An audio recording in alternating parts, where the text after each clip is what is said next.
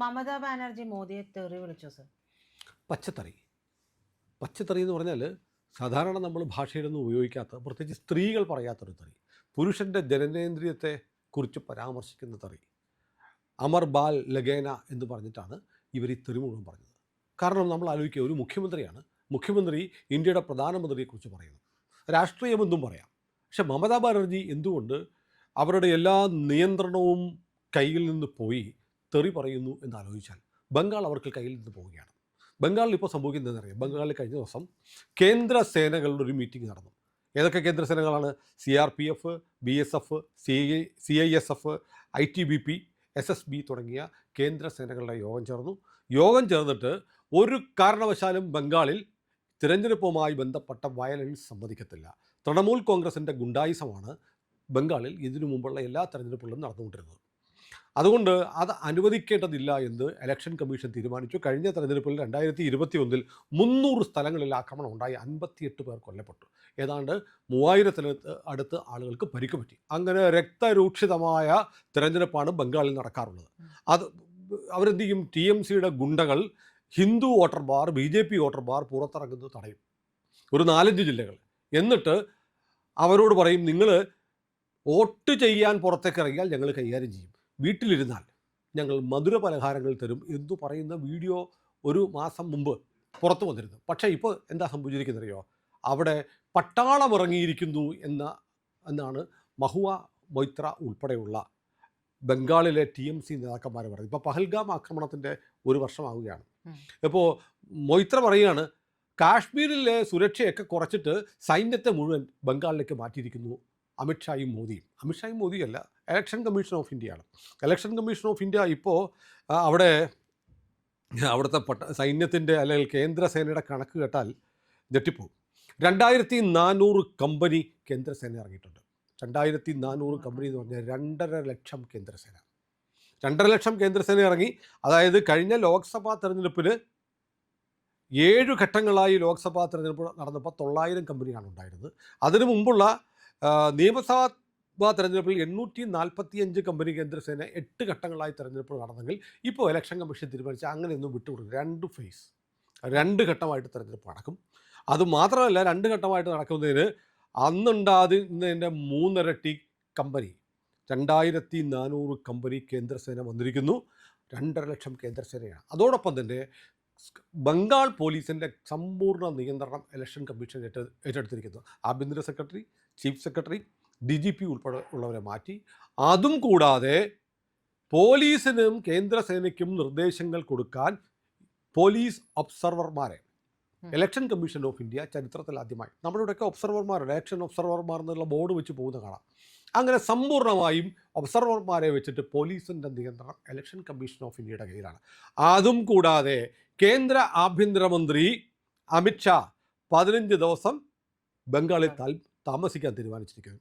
അപ്പോൾ കഴിഞ്ഞ അമിത്ഷായുടെ ഒരു പ്രസംഗം വന്നു കഴിഞ്ഞിട്ടുണ്ട്, ആരെങ്കിലും എവിടെയെങ്കിലും ഇലക്ഷന് അക്രമം കാണിച്ചാൽ മെയ് 5-ാം തീയതി ഏതു മാളത്തിൽ പോയി വിളിച്ചാലും തൂക്കിയെടുത്ത് അകത്തിട്ടിരിക്കും എന്ന് അമിത്ഷായുടെ പ്രസംഗവും വന്നിരിക്കുന്നു. അതുമാത്രമല്ല, ഇന്നിപ്പോൾ വന്നിരിക്കുന്ന പുതിയൊരു ഉത്തരവ് എന്നറിയാം, ഇലക്ഷൻ കമ്മീഷൻ്റെ ഉത്തരവ് വന്നിരിക്കുന്നു.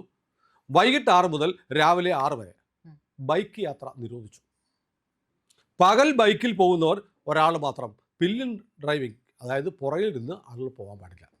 വോട്ട് ചെയ്യാൻ ഭാര്യയും ഭർത്താവും കുടുംബത്തിലുള്ളവർക്കും മാത്രം ബൈക്കിൽ വരാം. കാരണം ബൈക്കിലാണ് ഗുണ്ടാസംഘങ്ങൾ വരുന്നത്. ഞാനിന്നൊരു വീഡിയോ ഉണ്ട്, 2 ഗുണ്ടകൾ വന്നിട്ട്, തൃണമൂലിൻ്റെ ഗുണ്ടകൾ വന്നിട്ട് ഒരു സ്ഥാപനം അടിച്ച് പൊളിക്കുകയാണ്, വടിവാളും കത്തിയൊക്കെ ആയിട്ട്. കുറച്ച് കഴിയുമ്പോഴത്തേക്ക് കേന്ദ്രസേന വരുന്നു, ഇവന്മാർക്ക് നേരെ തോക്കി കൊണ്ടുന്നു, ഇവർ ആയുധം താഴെ വെച്ച് നിലത്തിരിക്കുന്നു, വാരി കുട്ടിയെടുത്ത് പെറുക്കിയിട്ട് പട്ടാള വാഹനത്തിൽ ഇട്ടിട്ട് പോകുന്നു. അത് മാത്രമല്ല, അതായത് ഇപ്പോൾ ബംഗാളിലെ സ്ഥിതി എന്താണെന്നറിയോ? മഹുവ മൈത്ര പറയുന്നത്, ഈ മണിപ്പൂരിൽ ഇത്രയും വലിയ കലാപം ഉണ്ടായിട്ട് 290 കമ്പനി കേന്ദ്രസേനയെ വിട്ടുള്ളൂ, 29,000 പേരേ ഉള്ളൂ. ബംഗാളിൽ എന്തിനാണ് 2400 കമ്പനിയെ വിട്ടിരിക്കുന്നത്? ബംഗാളിൽ പ്രശ്നമാണ്. ബംഗാളിൽ ഓരോ ഗ്രാമങ്ങളിൽ ചെന്നു കേന്ദ്രസേന പറയുകയാണ്, നിങ്ങൾ നിർഭയം വോട്ട് ചെയ്തു പോവുക. ബംഗാളിലെ ഗ്രാമങ്ങളിലേക്ക് കേന്ദ്രസേന ചെല്ലുമ്പോൾ അവർ പൂമാലയിട്ട് സ്വീകരിക്കുകയാണ്. കാരണം അത്ര ഭീകരമായ അവസ്ഥയായിരുന്നു ബംഗാളിലുണ്ടായിരുന്നത്. അതിപ്പോൾ മാറിയിരിക്കുന്നു.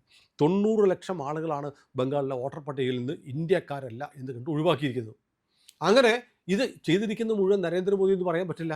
വേണമെങ്കിൽ ഇലക്ഷൻ കമ്മീഷനെയും നരേന്ദ്രമോദിയും മമതയ്ക്ക് തെറി പറയായിരുന്നു. പക്ഷേ മമതയുടെ അതിബുദ്ധി കുഴപ്പമുണ്ടാക്കി. കാരണം ഇലക്ഷൻ കമ്മീഷൻ്റെ പ്രവർത്തനത്തിന് വേണ്ടി ബംഗാളിലെ ഉദ്യോഗസ്ഥന്മാരെ വിട്ടുകൊടുത്തില്ല.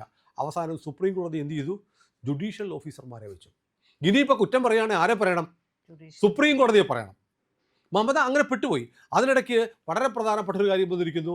ബംഗാളിലെ പ്രാദേശിക ചാനലുകൾ തെരഞ്ഞെടുപ്പ് പ്രീ പോൾ സർവേ നടത്തി. സർവേ ഫലം പുറത്തു വന്നിരിക്കുന്നു. സർവേ ഫലം എന്താണെന്നറിയോ? ആകെ 292 സീറ്റുകളാണ് പശ്ചിമ ബംഗാളിലുള്ള. അതിൽ 148 സീറ്റുകൾ കിട്ടുന്നവർ ജയിക്കും.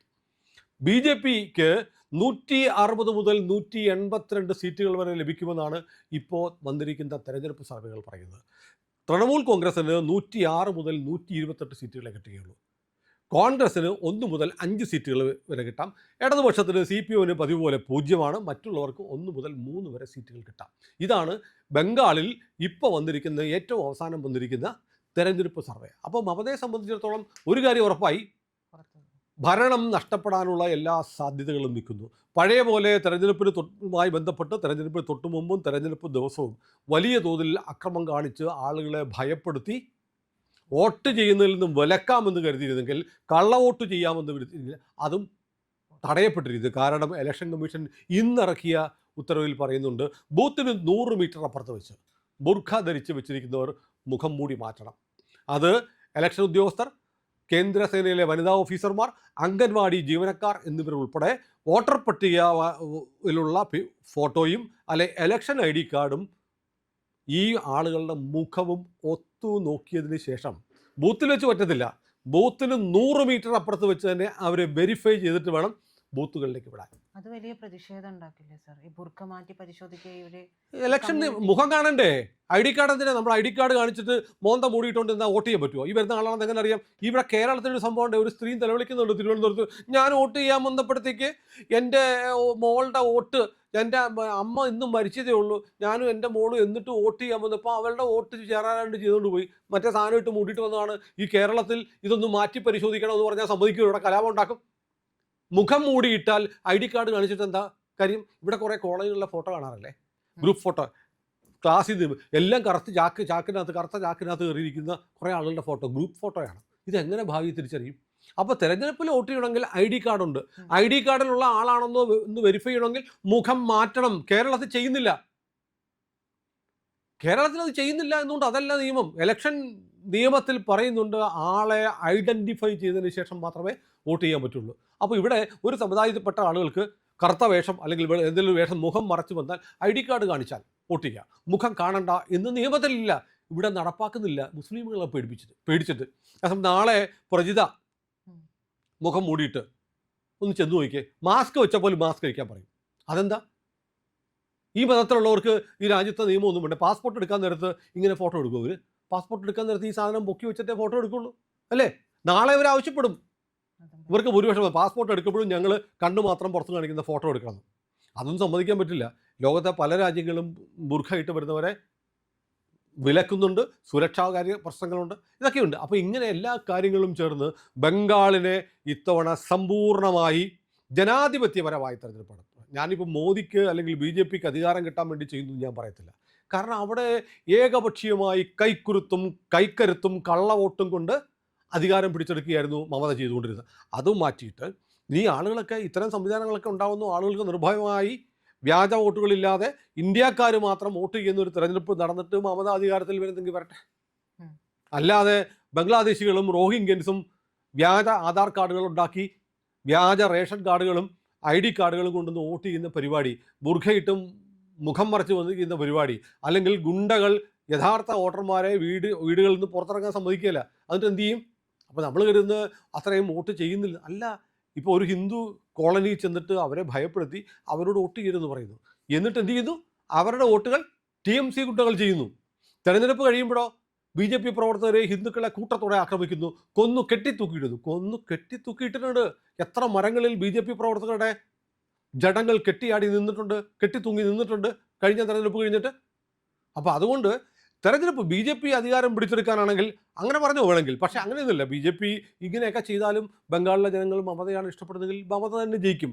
പക്ഷേ തെരഞ്ഞെടുപ്പ് അതിൻ്റെ എല്ലാ സുതാര്യമായ രീതിയിൽ നിർഭയമായി വോട്ട് ചെയ്യാൻ പറ്റുന്നൊരു സാഹചര്യം ഉറപ്പാക്കാൻ ഇലക്ഷൻ കമ്മീഷൻ നടപടിയെടുക്കുകയാണ്.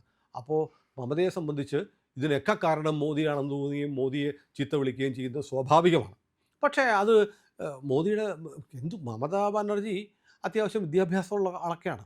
അവർ ഈ പറയുന്ന പോലെ ഏറ്റവും അശ്ലീലമായ ഒരു ഭാഷ ഉപയോഗിച്ച് ഒരു സ്ത്രീ പുരുഷൻ്റെ ലൈംഗിക അവയവവുമായി ബന്ധപ്പെട്ട ഒരു ചീത്ത പ്രധാനമന്ത്രിയെക്കുറിച്ച് പറയണമെങ്കിൽ അവർ എത്രമാത്രം ഭയചകിതയാണെന്ന് ആലോചിക്കണം. അവരുടെ എല്ലാ കൺട്രോളും പോയിരിക്കുന്നു. അവർക്ക് പണ്ടേ ഭ്രാന്താണ്. ഇപ്പോൾ ആ ഭ്രാന്ത് അധികാരം പോയാൽ തനിക്ക് ജയിലാണെന്ന് കൃത്യമായിട്ട് മമതയ്ക്കറിയാം. അവർ കെട്ടിപ്പടുത്ത എല്ലാ സാമ്രാജ്യവും തകരുമെന്നുള്ള ഭയം അവരെ ബാധിച്ചിരിക്കുന്നു. അതുകൊണ്ടാണ് മമതാ ബാനർജി പച്ചത്തെറി രാജ്യത്തെ പ്രധാനമന്ത്രിക്കെതിരെ പറയുന്നത്. ബീഹാറിൽ ഇങ്ങനെ സംഭവിച്ചിരുന്നു. ബീഹാറിൽ രാഹുൽ ഗാന്ധി പങ്കെടുക്കുന്ന യോഗത്തിൽ വെച്ച് മൈക്കിലൂടെ മോദിയുടെ അമ്മയെ ചിത്ത വിളിച്ചു. ഓർക്കുന്നില്ലേ? അത് ബീഹാറിൽ വലിയ ചലനം ഉണ്ടാക്കി. ഏതായാലും BJP ഇവിടെ സൈലൻ്റാണ്. BJP പ്രതിഷേധിക്കുന്നുണ്ട്. ഇങ്ങനെ ഒരു തെറി പറയാമോ മമതാ ബാനർജി മുഖ്യമന്ത്രി? നടപടി ഇലക്ഷൻ കമ്മീഷൻ നടപടി എടുക്കുമായിരിക്കും. പക്ഷേ നടപടി എടുക്കേണ്ടത് എല്ലായ്പ്പോഴും നടപടി എടുക്കുന്നത് ജനങ്ങളാണ്. ജനങ്ങൾ നടപടിയെടുക്കും. ഏതായാലും മമതയുടെ മറുതാവാഴ്ചയ്ക്ക് അവസാനമുണ്ടാകുമെന്ന് മമതയുടെ ശരീരഭാഷയും സംസാര ഭാഷയും തെളിയിക്കുകയാണ്. അപ്പോൾ ഏതായാലും ബംഗാൾ ഇലക്ഷനെക്കുറിച്ചുള്ള കൂടുതൽ വിവരങ്ങൾ ഇനിയുള്ള ദിവസങ്ങളിൽ നമ്മൾ പറയും. തമിഴ്നാട്ടിലെ ഇലക്ഷനേക്കാളും എനിക്ക് തോന്നുന്നത് തമിഴ്നാട്ടിലെ ഇലക്ഷൻ അത് നടന്നു പോകും.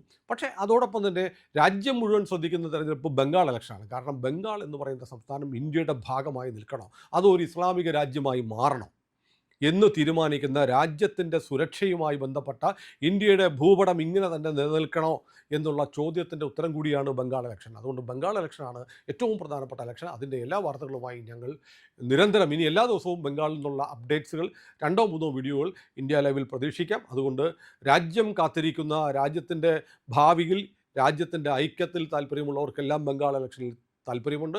ഏറ്റവും പുതിയ വാർത്തകൾ, ഏറ്റവും പുതിയ വിവരങ്ങൾ നിങ്ങളിലേക്ക് ഞങ്ങൾ എത്തിക്കും. ഞങ്ങളോടൊപ്പം സഞ്ചരിക്കണം. ഞങ്ങളുടെ ചാനൽ സബ്സ്ക്രൈബ് ചെയ്യാൻ മറക്കാതിരിക്കുക.